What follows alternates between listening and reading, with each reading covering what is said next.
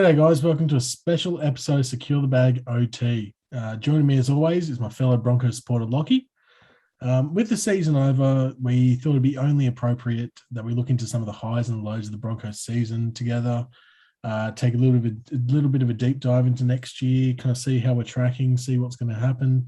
Today, we're going to look at our fullback options for next year, as well as Reynolds pairing in the half. We'll take a look at Kevin Walters' first season.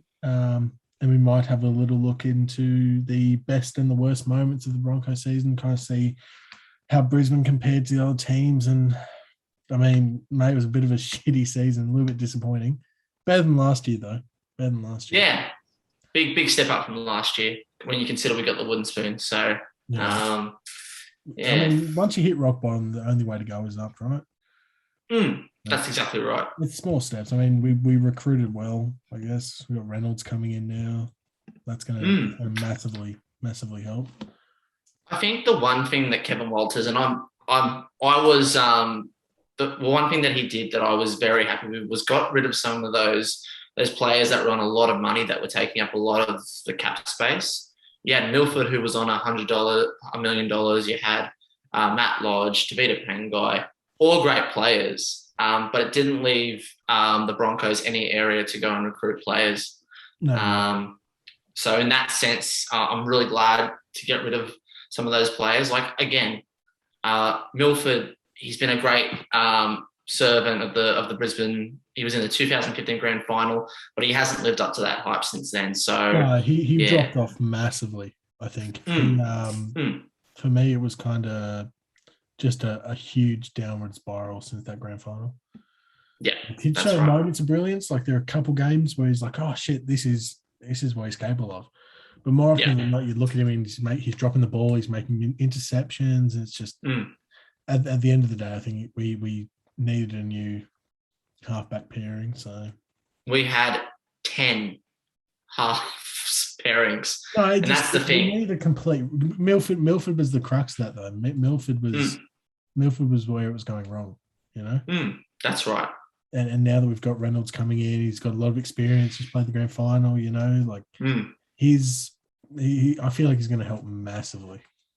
Yeah, the thing I think Kevin Walters has to do is he has to go in and decide who's my six. He already knows who his seven is. He needs to just stick with the two halves throughout the whole year. Even like there's no way you're going to be able to have any cohesion if you keep chopping and changing. And I think he learned that this year, Kevin Walters. So you've got a couple options, right? So you've got a lot of options. Yeah. You've got Gamble, who I just want to start it, but who do you think? Because Gamble is my pick. Who do you think should pair Reynolds? Yeah, that as you said, that's our first big topic. I like Gamble. He's a real hardy kind of footballer. He really he gets under the skin of the defense, and I haven't seen a player like that for Brisbane, I think, for a long time. Like, as far as halves,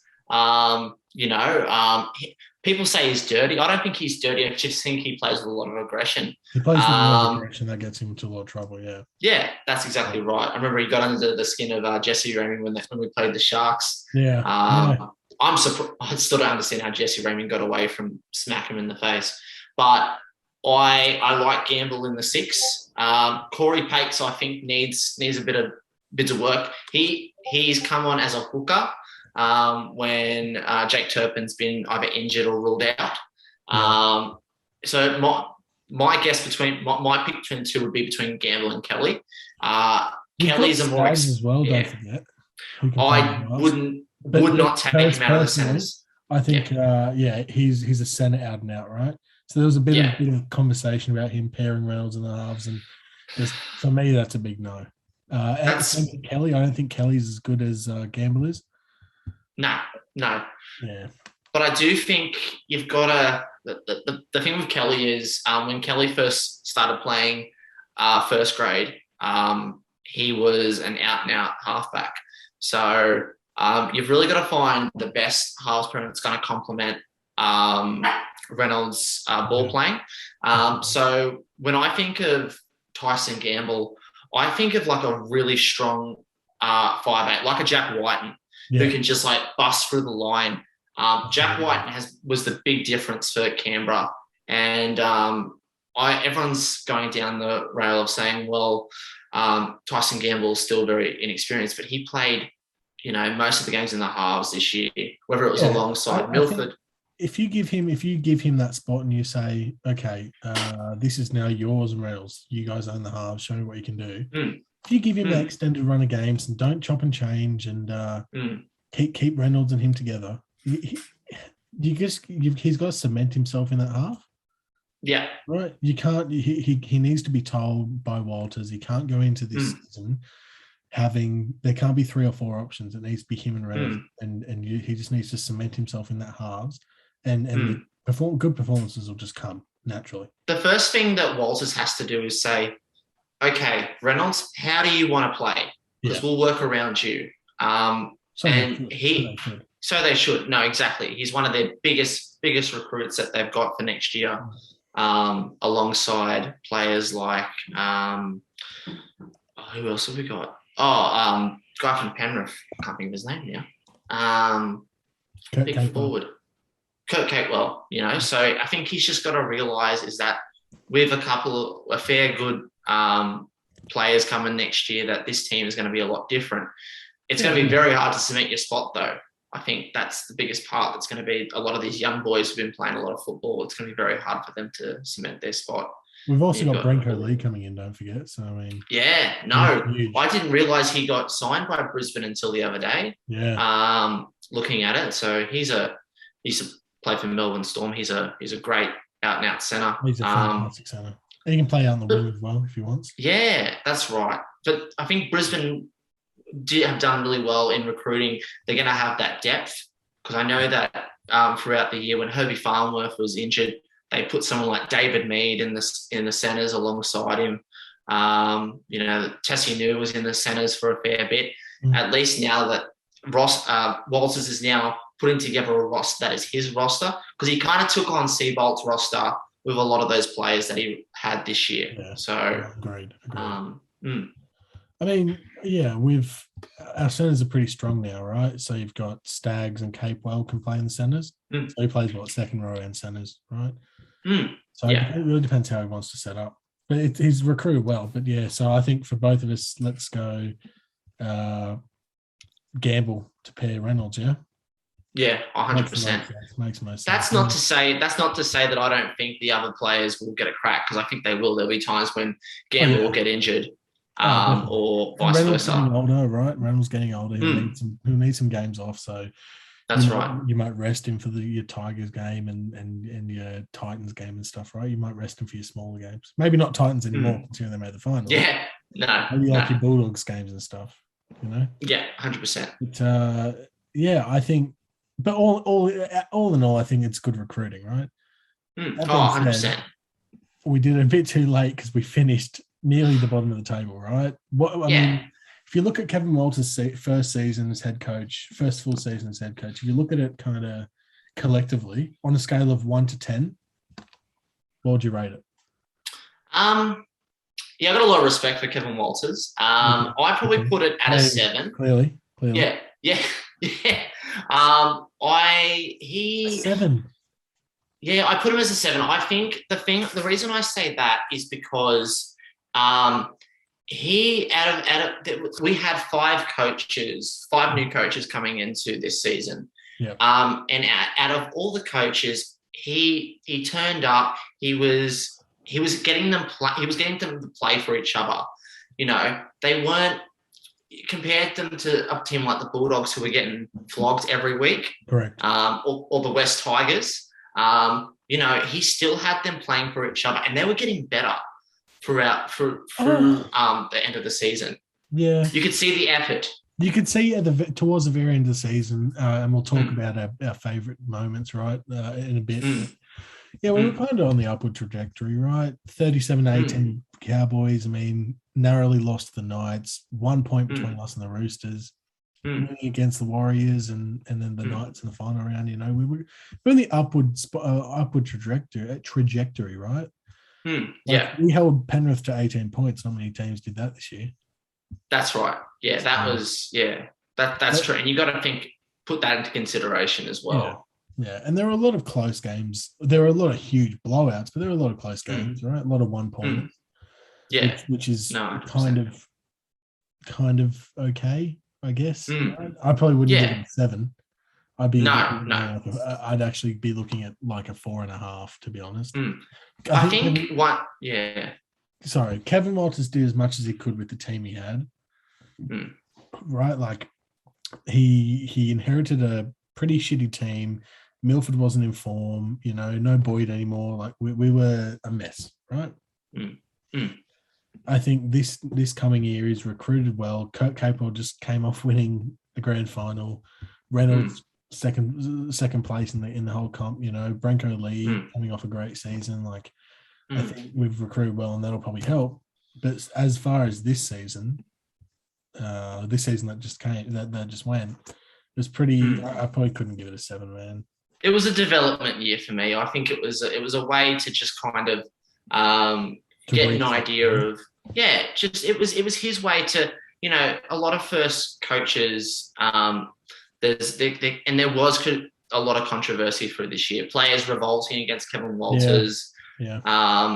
Players not feeling like he communicates well, but I feel like you can see the passion with him. You can see, can Kevin Walters lead us into a premiership? Well, I think he's going in the right direction towards the end of the season. I can't see it going that far, unfortunately.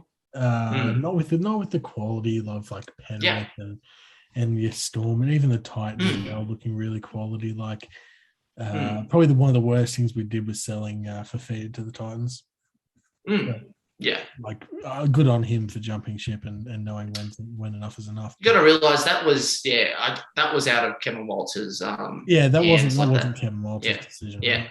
I don't think anybody would have let that happen if they had any. If they could have stopped it, they would have. That's what I'm trying to say. Yeah, absolutely. Yeah, I think. Look, he's probably the only guy that I'd take at the moment, though. I wouldn't replace him for anybody. Well, it was between that or Paul Green, and I'm sorry, Paul Green is just Green at all. Yeah, horrible coach. No, look what he did to Queensland. They didn't. Look what he did to the Cowboys.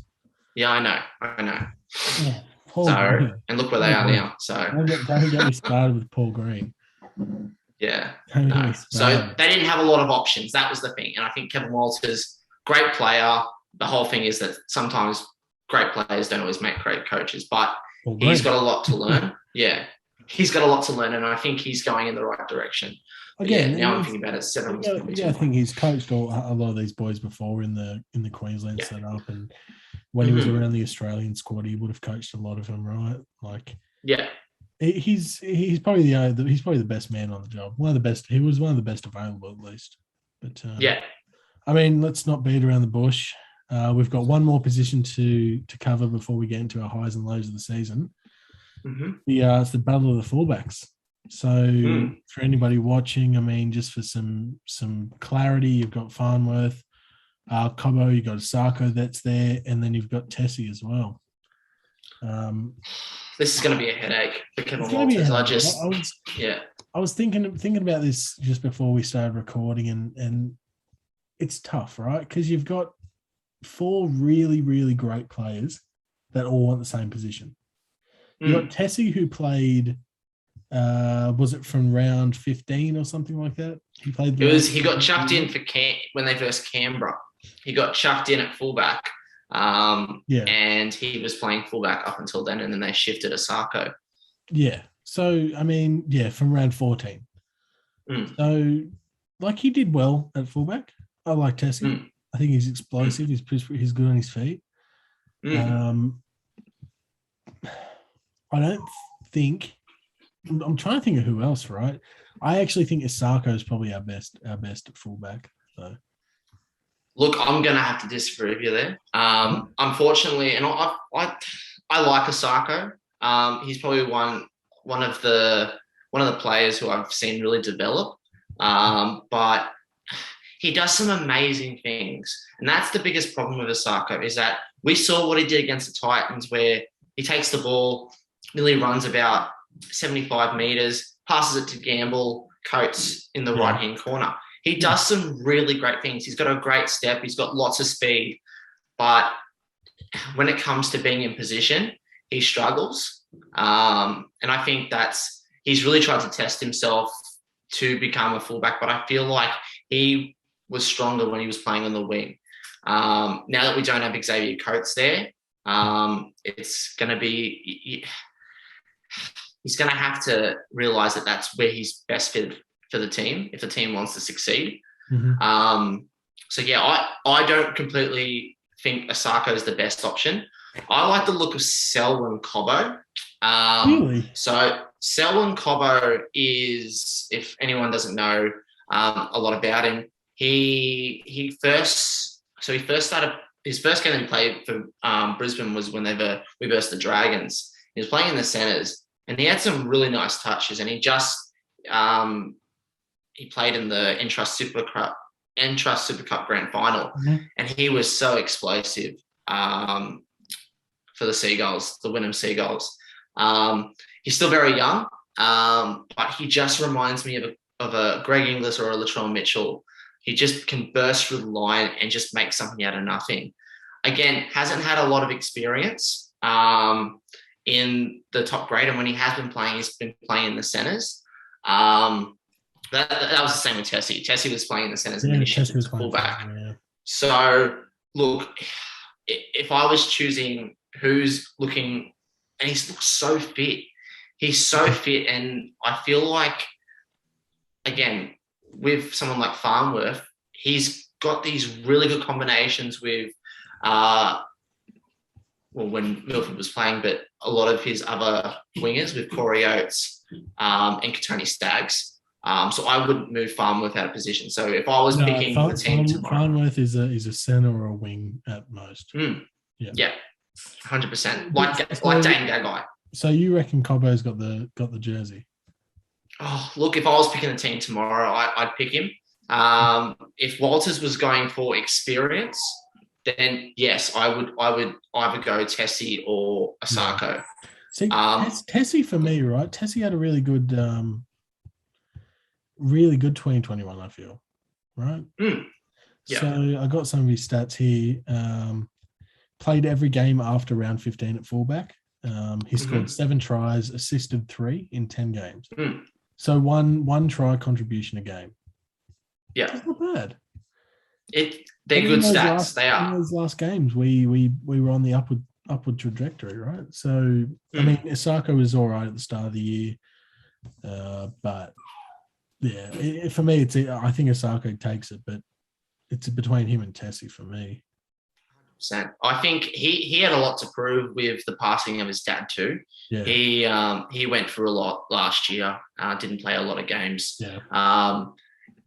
Again, think he's a gun player. The issue I have also is that they haven't re-signed him. So that's true. You know, that's the other issue. Yeah. But then you think, oh well, do we need to re-sign him, right? Like, we've got 3 other players that can play in his position. That's right. Yeah. So I know that the Tigers were interested in him, but no matter where but that's the thing is, like, he's been in the Broncos system for a long time, and I would hate to see him go elsewhere. Oh, I agree. Yeah. I agree with you. I mean, yeah, I mean, let's move on. I mean, in a season where there were nearly more lows than highs, there were more lows than highs, right? I mean, let's start with our good. So we've both collectively come up with our best moment, the best moment for the Broncos in 2021. Yeah. Take it away. I'll cover the bad one. Take it away, man. That's all right. No, I'll do the positive one.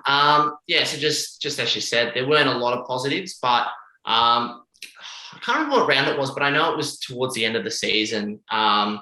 We were versing the Roosters, Sydney Roosters, and we'd actually beaten them earlier in the season when Victor Radley, he just went off. He was out of control. I think that was actually I was reading the other day on Fox Sports, it was actually the most viewed game of all time. that game. So it was such good to watch.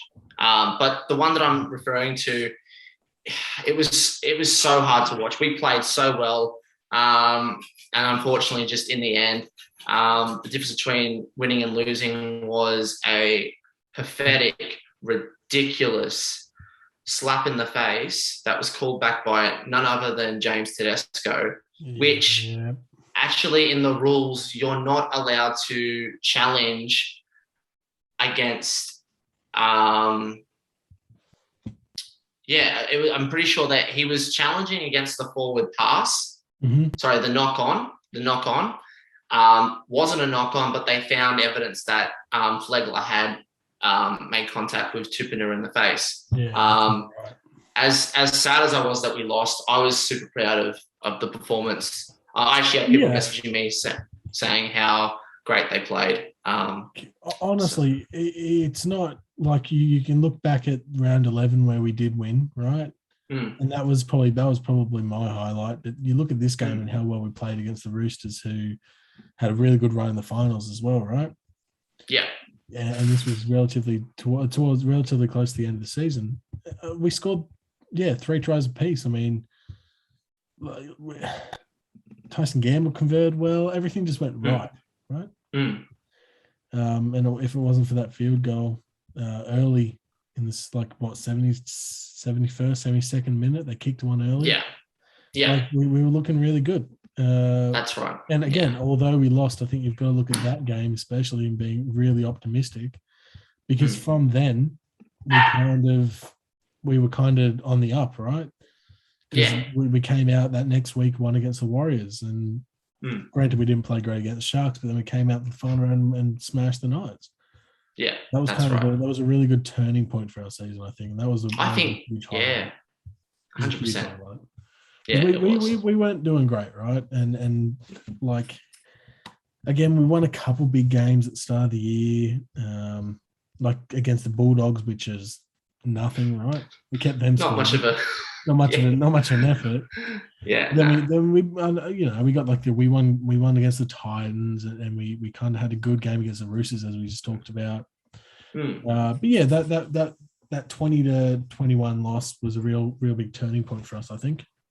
I think so too. It went really well. I mean, that being said, on the opposite end of the spectrum, I think we both 100% agree. The lowest point of our season has to be round 15. 46-0 against the Rabbitohs. Don't take me back there. At Suncorp. Yeah. So that's the other thing too. A bit of background to it, because I know you would have put it at the very back of your mind. I did too. I completely tried to forget about it. Yeah. The Rabbitohs scored 8 tries. They converted 6 of them. Half time, it was only 18-0. Yeah. That second half, it hurt. Yeah. The thing was, and I feel sorry for our fans too, because we have one of the biggest fan bases in the league, who turn up to every game. I wish I could go to every game, but unfortunately borders are shut. But yeah, it was so disappointing being at Suncorp. That's what made it worse. Yeah. Right. Yeah. And then with the whole COVID thing going on, there was 20,000 people at Suncorp. 20,000. Yeah. And it doesn't sound like a lot, but with crowds only slowly getting reintroduced, that it hurt. I mean, we were killed in every single aspect of the game. We were just killed, right? There weren't many highlights. There were not any highlights. I think there was one highlight, and it was Xavier Coates chasing down Dane Gagai. Yeah. And literally, that was one. Stop him from being 52. Yeah. So not much of a consolation prize, I guess. No. The only thing we made less errors, I guess. Yeah, that's a positive. We made less errors, I guess. I mean, yeah. But yeah, just a shit game. Our kicking was bad. Our kicking was horrible. Our kicking was real bad, right? Possession. And that's what I always think about when I think about if you want to win against those big teams. 58% to 42%, right? Yeah. At Suncorp. at Suncorp. Yeah. I think back and I think where it went wrong, right? Mm. But we played a pretty good team. Like we had Tessie at the back, we had Coates and Farnworth and Arthurs and Cobbo, so a pretty solid back line. We were playing Carmichael Hunt at 5'8" though. Oh, that was right. Yeah. Yeah. Oh. How does that? I was so excited. One? I was that excited when I heard that Carmichael Hunt was coming back, but Me too. yeah, it wasn't. Man, he wasn't. He's not the same. He's not the same as what he once was. Look, he's like 34, isn't he? Like, yeah, you can't expect it from someone like that. It hurt. It did. It really hurt. Yeah. Like, especially against Wayne Bennett too, former coach. Yeah, that kind of made it worse as well, right? Yeah, because there was a whole thing between him and Seabold swapping gigs and all this kind of stuff, right? Yeah, and it hurt more because of all the controversy. It hurt more because, well, we just sucked. Yeah, we did. There's no way putting it around. Yeah, there's no nice way to put it. And the game at the start of the year, we played the Rabbits and it was 35-6. So we couldn't do it on their turf. We couldn't do it on ours. Like the only thing that comes close to that for me, to that game, was it's got to either be the Seagulls game or the Dragons game. Yeah. Like Magic Round. You're talking about Magic Round. Yeah. No, Magic Round was Magic Round was against Manly. It was against Manly, yeah Manly 50-6. Oh, that was We invited the whole NRL to come play in Brisbane. Yeah, we can't even show up. We lost. We may as well just not run on the pitch. But we didn't just lose. Okay, we threw in the towel. We gave up, and that's not what being a Bronco is all about. You fight till the 80th minute. So they scored like 5 tries in the second half. Yeah. Like really? And I think so, I could be wrong, but I think Asako scored a goal, scored a try, and it was just whatever. It wasn't much. It was No, I do know the one you're talking about. Yeah. I remember getting really excited when he scored and thinking, "This is our turning point. This is what we need." Halftime is only 20-6. Yeah.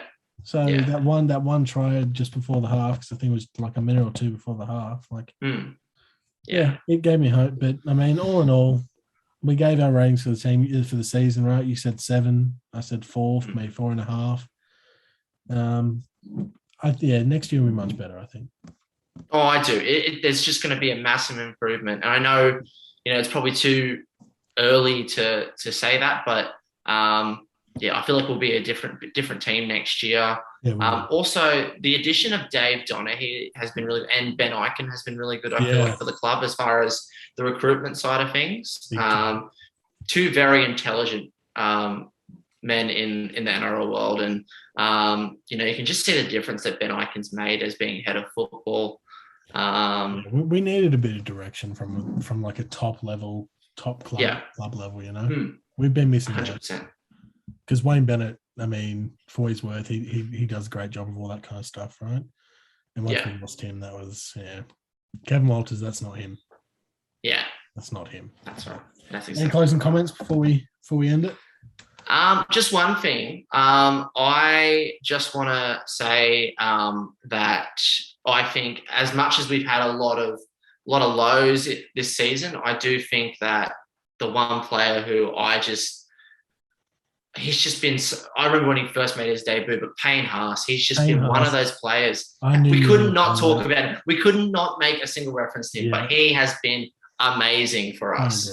I agree. He's advanced his game so much, and look, I do think Reynolds will captain the side next year, but don't be surprised if Payne Haas to co-captain, because he is such an amazing player.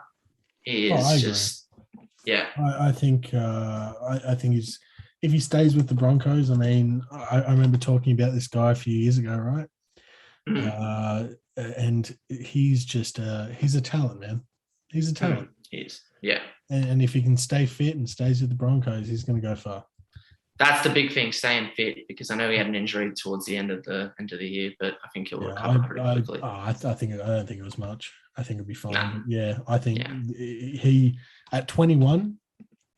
If he doesn't captain next year, I'd honestly put him in the running for the year after, because he's what he can play. He nearly plays 80 minutes every week. Yeah. And he just, if we have a solid captain that's with us for like 10 years, I reckon we can go far and just hold that down, right? 100%. That was a really, I couldn't have said it better myself, mate. Yeah. All right. Well, thank you for joining me, Locky. Thank you for going through the Broncos season, as good or bad as it was. And tune in. We've got some more NRL content coming in this off season as well. So make sure you tune into the YouTube channel. Don't forget to like and subscribe. Jump on Apple and Spotify podcasts, where we're up there now for our main podcast once every week on Saturday. So thank you for joining us, everybody. Thank you, Locky. Catch you later. Thank you. See ya.